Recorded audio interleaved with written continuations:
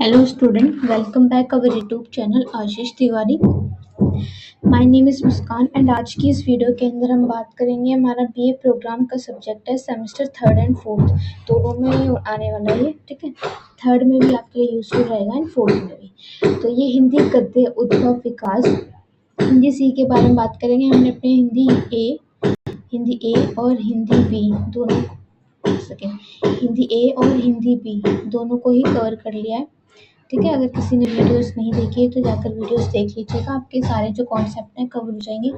And then तीनों subject हैं, एक चीज कॉमन है कि इनकी जो फर्स्ट यूनिट है वो सेम है तीनों में। तो हिंदी ए में भी, बी में भी और सी में भी इनकी फर्स्ट यूनिट है वो सेम है, सब में सेम ही आएगी।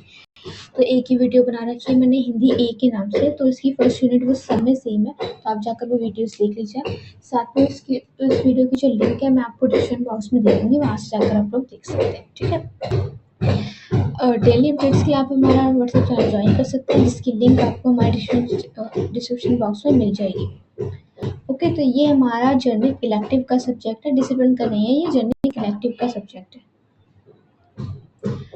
ठीक है, तो स्टार्ट करते हैं। तो सबसे पहले हम इसका सिलेबस देखेंगे। जैसे मैंने आपको बताया कि इसकी जो फर्स्ट यूनिट है वो सेम है। चैप्टर नंबर 1 हिंदी गद्य रूपों का समान परिचय बताया है इसमें, कहानी के बारे में, रेखा चित्र, संस्मरण, निबंध, एकांकी, व्यंग के बारे में। ओके, यूनिट सेकंड के अंदर कहानी की बात की गई है। चैप्टर नंबर 2 है बड़े भाई साहब, जो मुंशी प्रेमचंद जी द्वारा लिखी गई है। एंड देन चैप्टर नंबर 3 है हार की जीत, सुदर्शन जी ने लिखी है। इसमें कहानियों के बारे में बात करेंगे। यूनिट 3 में निबंध के बारे में बात करेंगे। चैप्टर नंबर 4 है मेले का ऊँट, जो बाल मुकुंद गुप्त जी ने लिखा है, ये इनका निबंध है। एंड देन चैप्टर नंबर 5 है नाखून क्यों बढ़ते हैं, ये आचार्य हजारी प्रसाद द्विवेदी जी ने लिखा है निबंध।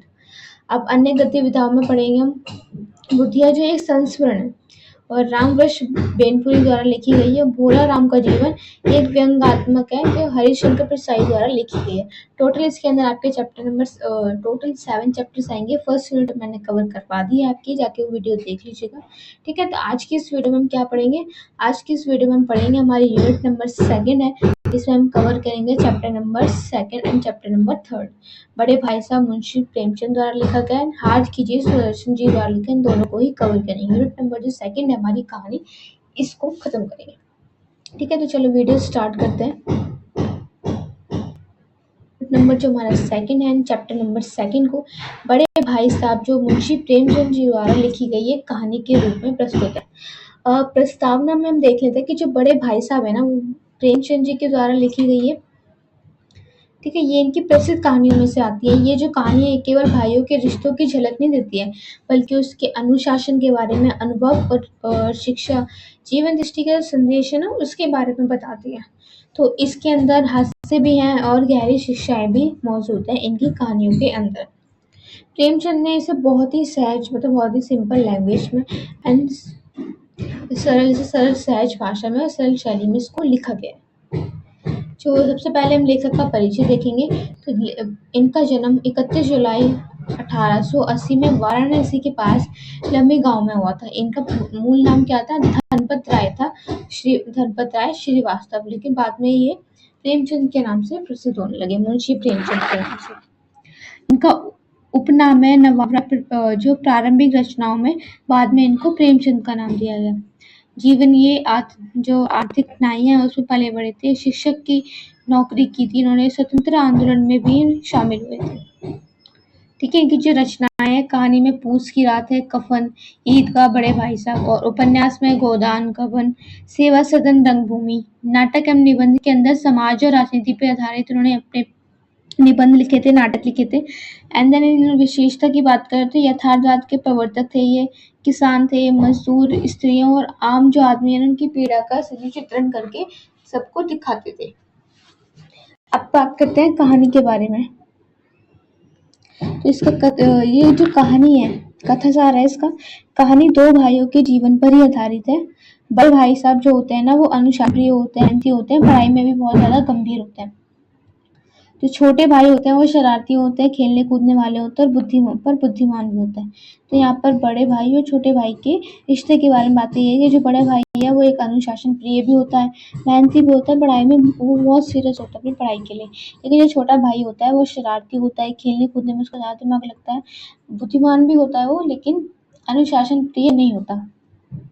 जो बड़ा भाई है ना वो छोटों को हमेशा पढ़ाई और अनुशासन के महत्व के बारे में समझाता है, लेकिन जो छोटा भाई है वो हमेशा खेल कूद में अपना समय बिताता है, लेकिन जो परीक्षा में है वो फिर भी अच्छे अंक लेकर आ जाए। तो ये दोनों चीज कॉमन बताई गई। तो बड़ा भाई कई बार तो असफल हो जाता है, जिससे उसे लगता है कि केवल मेहनत ही नहीं, बुद्धि और अनुभव भी जरूरी होता है। अंत में बड़े भाई की जो शिक्षा है वो छोटे भाई का अनुभव, दोनों मिलकर जीवन का संतुलन उसको सिखाते हैं। ठीक है, तो इसमें एक भाईचारे का चित्रण है वो हमें देखने के लिए मिलता है। शिक्षा और अनुभव का संतुलन भी जरूरी होता है सफल होने के लिए। और हास्य और व्यंग के माध्यम से गहरी बात भी सिखाई गई है। प्रस्तुति शैली में सरल, सहज और बोलचाल की भाषा का इस्तेमाल हुआ है। पात्रों का जीवंत चित्रण किया गया है। घटनाएं जो है ना वो रोजमर्रा के जीवन से ली गई हैं। तो इसके अंदर हास्य और गंभीरतापूर्वक का अद्भुत मेल देखने को मिला है। प्रेमचंद जी ने इस कहानी में जीवन की सच्चाई को छोटे छोटे प्रसंगों के माध्यम से बहुत ही सहज ढंग से इसको प्रस्तुत किया है। ठीक है, तो जरूरी नहीं है कि हर टाइम हर काम को हम सीरियस होकर करें। तो आप कोई भी अगर स्टडी कर रहे हो, आप उसमें मेहनत के साथ साथ आपका अनुभव भी चाहिए होता है, क्योंकि यही दोनों चीज़ें आपको सफल बनाती हैं। देन निष्कर्ष की बात करेंगे कि जो बड़े भाई साहब हैं केवल भाइयों की कहानी नहीं है, बल्कि ये जीवन दर्शन के भी प्रवर्तक हैं। इसमें शिक्षा में अनुभव, अनुशासन और स्वाभाविकता का सुंदर संतुलन है वो देखने के लिए मिलता है। प्रेमचंद ने हास्यपूर्ण शैली में गहरी बातें भी कही हैं। एंड देन इन्होंने बताया कि ये कहानी आज भी उतनी ही प्रसिद्ध है जितनी उस टाइम में, अपने टाइम में ये हुआ करती थी। ठीक है, तो ये बड़े भाई और छोटे भाई के बारे में बताया गया है, तो आप देख लीजिएगा। वैसे मैंने चैप्टर आपको समझा दिया कि बड़े भाई जो है वो अनुशासन प्रिय होता है, मेहनती होता है, अपने पढ़ाई के लिए भी गंभीर होता है, लेकिन जो छोटा भाई होता है वो शरारती होता है, खेलने कूदने में वो बुद्धिमान भी होता है, वो खेलता कूदता रहता है, सारा दिन पढ़ाई में लगा रहता है, लेकिन फिर भी परीक्षा के टाइम, एग्जाम टाइम में वो इतना कुछ नहीं पढ़ता, लेकिन फिर भी उसके वो अच्छे मार्क्स आ जाते हैं। तो बस यही चीज़ें बताई गई है कि अनुभव, अनुशासन, स्वामित्व, ये दोनों ही में इसका संतुलन बनाने से ही सफल हो सकते हैं। ठीक है, तो हम इस ईयर चैप्टर कंप्लीट हो गया एंड देन स्टार्ट करेंगे चैप्टर नंबर 3 हमारा। तो हार की जीत सुदर्शन जी के द्वारा लिखी गई है। प्रस्तावना में बात करेंगे। हार की जीत है वो सुदर्शन जी की लोकप्रिय कहानियों में से एक है। इसमें लेखक ने मानवता, प्रेम, त्याग, इन सभी जो मूल्य है इनको सबसे ऊपर रखा था। ये कहानी केवल प्रतियोगिता की नहीं है, बल्कि ये दिल की उदारता, सच्चाई की जीत, इन सब का संदेश देती है। इसमें जीवन का जो गहरा यथार्थ है, आदर्श है, दोनों ही मौजूद है। लेखक परिचय, जो पंडित, इनका नाम, पूरा नाम क्या है? पंडित सुदर्शन, जो पूरा नाम है आचार्य सुदर्शन नाम है इनका। जन्म इनका 1901 ईस्वी, पाकिस्तान के उस समय, ये भारत का ही हिस्सा था, उस टाइम में इनका जन्म हुआ था।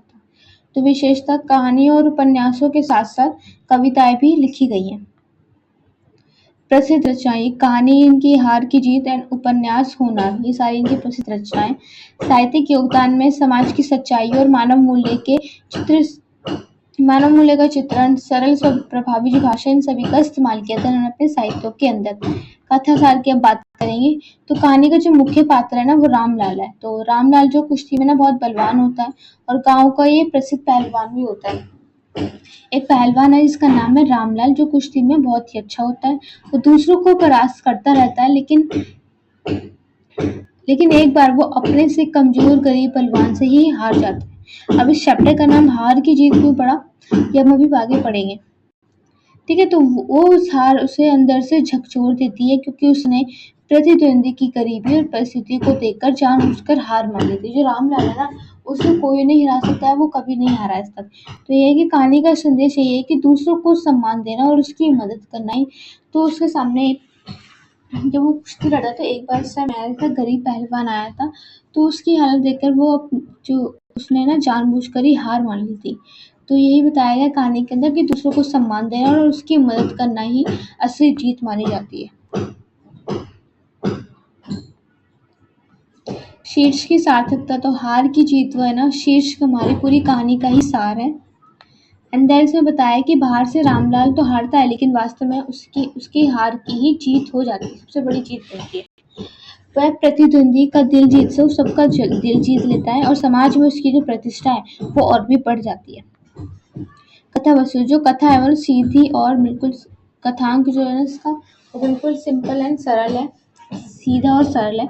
कुश्ती जो है ना प्रतिस्पर्धा और हार की जैसे सामान्य विषय को लेखक ने गहरे मानवीय मूल्य से उसको जोड़कर दिखाया है। पात्र और योजना में तो इसके अंदर क्या पात्र है, एक रामलाल है जिस कहानी का नायक है, बलवान पर दयालु भी है ये, और जो गरीब पहलवान है वो कमजोर है लेकिन आत्मसम्मान से भरा हुआ है। दोनों पात्र यथार्थ और आदर्श का संतुलन ही दिखाते हैं। तो संवाद की इसमें बात करेंगे तो संवाद कम है लेकिन प्रभावशाली है, और पात्रों के जो स्वभाव है और स्थिति है उसको उभारते हैं। वातावरण कैसा है इसमें, तो गांव का जो कुश्ती का अखाड़ा है, ग्रामीण जीवन है और समाज की झलक दिखाई देती है, और आधुनिक युग का आरंभिक काल भी है। उद्देश्य में तो ये दिखाना है कि असली जो जीत है वो शक्ति से नहीं होती है बल्कि मानवता और उदारता से ही होती है। भाषा शैली की बात करेंगे तो इसके अंदर सरल, सहज, प्रभावशाली और भाषा में भावुकता, यथार्थ दोनों का ही सम्मेलन दिखाई देता है। निष्कर्ष, तो हार की जीत केवल कुश्ती की कहानी नहीं है, बल्कि ये तो हार की जीत जो कहानी है ये केवल कुश्ती की कहानी नहीं है, बल्कि इसके अंदर हमारे जो मानवीय गुण है, मानवीय जो विचार है, उसकी नैतिकता का आपको पाठ पढ़ाया जा रहा है, उसके लिए जागरूक किया जा रहा है।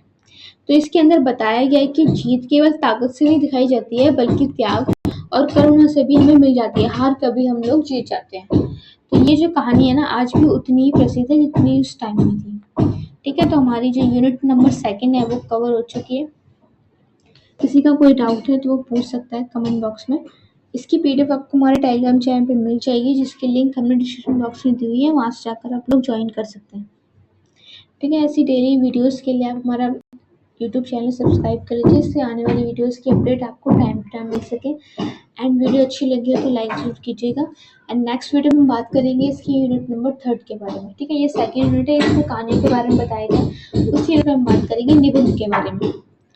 ठीक है, तो मिलते हैं हमारी नेक्स्ट वीडियो में। Thank you for watching.